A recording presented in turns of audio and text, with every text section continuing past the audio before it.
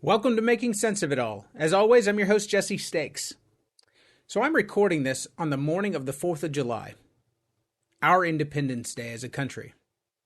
I'm grateful that I grew up in the United States of America, and I have the freedom to do a show like this and bring you all the different and varied people that make livings doing so many different things that they choose, or they've had the opportunity to discover their chosen profession through their own trial and error. That being said, my guest this week is Kelly Hill of Sales Advisors of Florida. Kelly is a fractional VP of Sales that helps second-stage business-to-business sales teams improve their performance. She works directly with the CEOs of companies to build actionable strategies and plans that assist in helping them realize their vision of success. If you're like me, several things I just said evoke questions. Mainly, what's a fractional VP of Sales?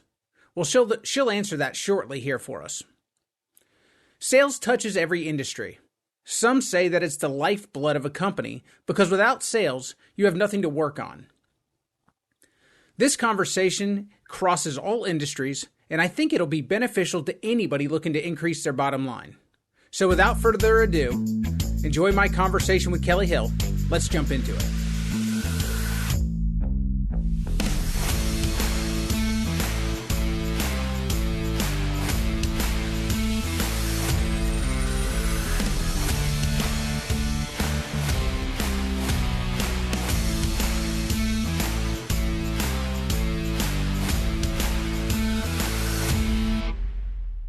Ladies and gentlemen, welcome to Making Sense of It All. My guest today is Kelly Hill.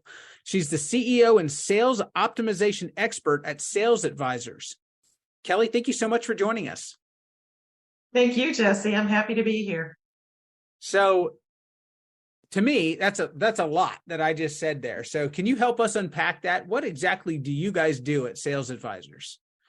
Yeah, so we're a consulting firm that focuses on helping companies build a proactive sales approach. So normally that means they have, if they have a sales team, they're not particularly effective, or they're very reliant on inbound leads or referrals.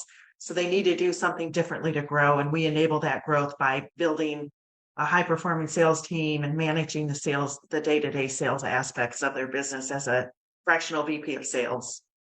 Very cool. I got to imagine a lot of that starts as observation and just kind of figuring out where you're starting from, correct?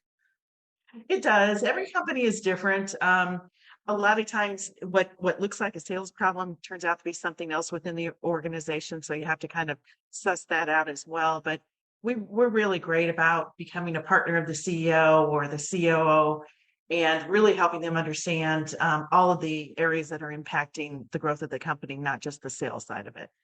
Wow.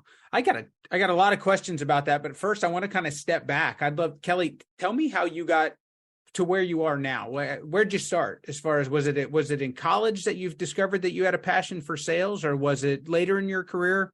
When did that kind of take place for you? Yeah, so I spent the first half of my career working for commercial cooking equipment companies, and that was right out of college. And my degree was actually in restaurant and hotel management from Purdue University, but I ended up going into sales and marketing. So I really loved solution providing. I really loved, matching the customer's needs with the right solution. So that kind of drove me in the first part of my career. And I ultimately ended up going to work for one of my customers in a purchasing role. So after 15 years selling and marketing, I went into purchasing, did that for about 13 years, and did a lot of great fun things. It was a Fortune 500 company. You might know the name Darden Restaurants, but Darden Restaurants was at the time the parent company of Red Lobster, and they're still the parent company of a lot of other restaurant brands. But I was actually buying lobster of all things. So Very cool. It was a lot of fun. But when it was time to leave, sales is so much more fun than purchasing. I decided to found my company based on sales. Well, I'm sure that having a purchasing background or having that experience purchasing for a large company gave you a tremendous perspective on what you were looking for in a salesperson or in a sales relationship as well. Absolutely. And that was really a big part of my differentiating factor, which is there are a lot of sales consultants out there. I know what the buyers want. I know how to talk to buyers. And just to give you a really great example, I had a client this year small growing kombucha company out of Michigan, and they were trying to expand their footprint with Meyer and kept coaching her on how to talk to the buyer. Make it about the buyer, not about you. Make it about why it's right for the company, not about you. And she ended up tripling her business with Meyer because of that coaching. So it was a lot of fun. That's amazing. So when did you start your company? Started my company in 2014, but I pivoted to focus on second stage companies, helping that sort of focus target in 2017. So today we focus on second stage companies. They've got a proven product or service. They know how to place it in the market, but they've gotten to a point in their growth where they're stuck and they just need to do things differently to grow. And I know you just semi-defined it there, but for our audience who doesn't really know what a second stage company is, can you give them a definition of that? Yeah, typically they have between 7 and 50 employees, and they're between $1 million and 50 million in revenue. So they're proven. They're a lot of times these are privately held family businesses, and they just get to a point where they can't grow anymore and they need to do things differently. Do you have a certain industry that you guys focus on, or is it industry agnostic? It's really industry agnostic. We pride ourselves on being really quick learners, so we can adapt to any industry. But honestly, we do a lot of work with food manufacturers because of that experience with the food buyers. And we do a lot of work with what I call STEM, which is STEM without the S. So without the science, it's the technology, engineering, manufacturing. The technical people really don't always get sales, or they're not really comfortable in that sales building and management role. So what is it do you think that they're not very comfortable with? Because in my experience with sales, there's a lot of process that happens with sales. It's not just an art. It's also, there is a science side of it as well. So what do you think it's just it's kind of that unknown that they're a little afraid or nervous about? Or do you believe that there is truly something that they don't have the talent or skill to do when it comes to sales? Yeah, so that's a great question, Jesse. So you're right. They are very process oriented, but they tend to think of sales and marketing as the same thing. So they just lump it into the same bucket. And in fact, we've had customers that won't even call sales. They prefer to call it marketing. So they're uncomfortable. They've been sold by the wrong type of salesperson in the past. They have a negative perception of sales, and we come in and we professionalize the whole approach. Very good.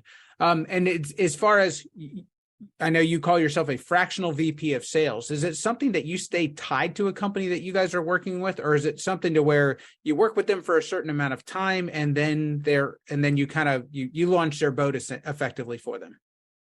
Yeah, so it's really number two. It takes us some time to get all the right pieces in place, and then we have a period of time where we're tweaking the approach, tweaking the messaging,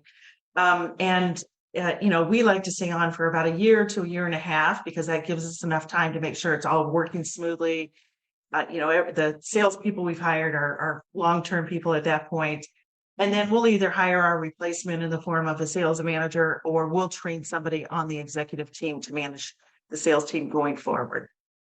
It's very interesting to me because I feel like that there are people, they start a business, they have a passion for what they do, but sales it's another function similar to accounting or similar to having an attorney. But people don't think about sales all the time as something that you need an outsourced person or an outsourced company to help you with. And I think you guys are really proving that when you trust somebody with that function, that it actually can help you drive sales tenfold. Oh, absolutely. Yeah, we just bring that professionalism and approach in. We're immediately able to make some changes to make them more effective and then build that longer term plan. A lot of our customers also work with on an operating system called EOS, the Entrepreneur's Operating System, which uses a framework called Traction. And as a part of their accountability chart, they have a sales leader. So if they're using that chart, they know they need to fill that sales leader position for an accountability reasons within their organization. Well, and speaking of systems, are you guys implementing customer management tools for them? Are you implementing those types of services as well? Yeah, actually, a lot of companies we work with already have the systems, but they're not using them either not using them at all or not using them the way they're designed to be used, to show sales pipeline visibility, to show to give them the ability to do capacity planning for future business. And we basically bring all that into the executive team. So let's make it real for our audience. Do you have any of your, like, a favorite success story, or do you have anybody that you're incredibly proud of that you guys kind of took from point A to point B, as far as when it comes to, where they really didn't have a tremendous amount of traction or success originally with their sales, and you guys have just kind of shown them the way, and they're off and running off to the races now? Yeah, we actually have several, but let me give you one of my favorites. So the company was an engineering company, which is basically working with all of the big space providers in the Space Coast of Florida. So the Lockheed Martins and NASA and all those space contractors to the government. And they had a very small part of the business, but they wanted to expand it. So they were a subcontractor for a contractor that had a job. And their job is basically taking a prototype of a part and bringing that all the way into when that part is approved and it's ready for use in a manufacturing facility. So converting the idea into the finished product. So we came to work with them when they had never used anybody in sales. They were all over the board of what a qualified lead looked like. So they were talking to everybody under the sun. They were talking to inventors. They were talking to, the current client base, but they really needed to get much more focused and much more specific in what they did. So we hired a high-performing salesperson with contacts in the space industry.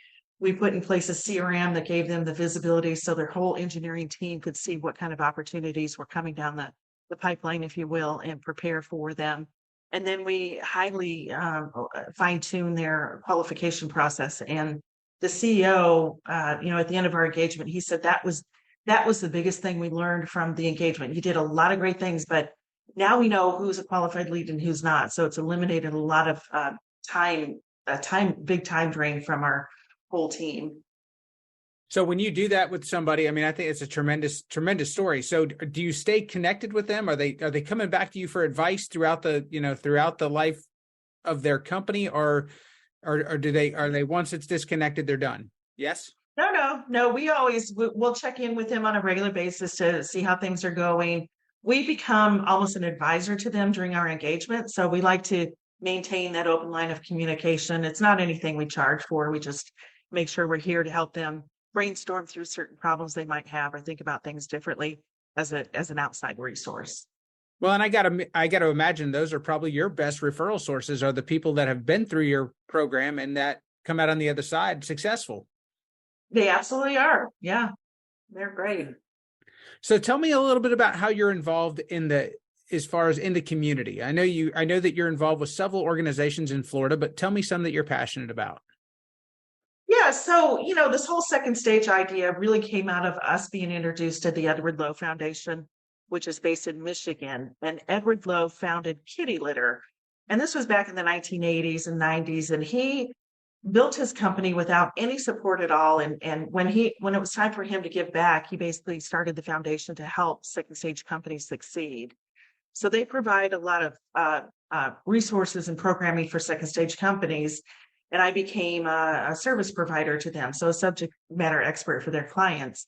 They provide this programming to states that have programs that support second stage companies within their states. Throughout, we have a really great incubator system and really thriving startup support system for companies, but we didn't really have that second stage company support. So there was an organization that came out of that called Grow FL. They were originally affiliated with UCF, and their whole purpose in life was helping second stage companies get the resources they need to grow through programming, but also through providing a network of service specialists that could help them. So I joined back in 2018. I became a board member in 2020. And also sit on several planning communities because I'm just so passionate about what they do to support second stage businesses throughout Florida.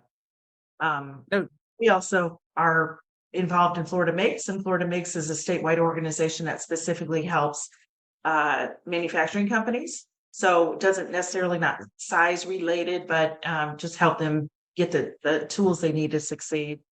And then, just for fun, I also volunteer at the SBDC at UCF because and sit on one of their small business advisory boards because it's just so much fun helping these companies that come in. They're small, they're hungry for expertise, and you put a panel of experts together that sit with them for a year or 2 years and just watch their growth explode. It's so much fun. No doubt. I used to have a coworker that she always used to say that it was her passion to watch people take an idea from the kitchen table where they've, drawn out their idea on a piece of paper on the kitchen table to bringing it to a publicly traded company. And I think it's such a rewarding feeling to sit on the front side of that when you're at the SBDC or any of these organizations. Just to speak a little bit on GrowFL, just to add my 2 cents there, I think that they're a tremendous organization. I think that they give a tremendous amount of resources for the people that are members of the organization. And you brought up Florida Makes. All of these organizations work in concert with each other as well. They're not competing for the same people. They're trying to help each other and make sure that companies get all the resources that are available to them within the state of Florida. Absolutely. They all have their mission, basically, which is very specific. There's tons of overlap and tons of collaboration. So we happen to have regional chapters throughout the state. GrowFL does, where Florida Makes has their regional manufacturers associations where they embed a business advisor. So that business advisor is also connected to GrowFL. So whether it's getting resources to support the company through Florida Makes contacts or network or through GrowFL, we've got it all covered. Wonderful. Kelly, I really appreciate you joining us today. If people want to learn more about you and your organization, where can they find you guys? Yeah, Jesse. So the best place is our website. We have a lot of tools. We have ways to contact us, all of our contact information. And listeners can find us at www.salesadvisorsfl.com. Wonderful. And just to be clear, you are not just tied to Florida, correct? People outside of Florida, if they're interested in having a conversation with you, you can help people all around the United States. Yeah, that's a great question. We do have clients all across the United States. Even though our name is Florida, this is where we started, and that's where that naming convention came from. But we are very active in states like Michigan, Missouri, Texas, Louisiana, Washington State, and a lot of those states are states that have these second stage programs provided by Edward Lowe Foundation. Perfect. Just wanted to make sure that my audience knew that just because you had FL in the title, that doesn't mean that that state line is blocking you from going anywhere that you need to go to help them. No, it's a global world these days, right? Yes, ma'am. Again, Kelly, thank you so much for joining us. We look forward to having you back on the show sometime soon. Thank you very much, Jesse. Really enjoyed it. We talked at length about some of the organizations that are available in Florida for business owners, but these types of organizations exist around the entire United States of America. They're great resources, and they exist to help foster success for the local business ecosystems. I would encourage you to do your own research and look at some of these organizations if you think they might be beneficial to your business. Again, I want to thank Kelly for taking the time to share a little bit about her organization and what she does for businesses. That's going to wrap us up for this week. I'll catch you guys next time.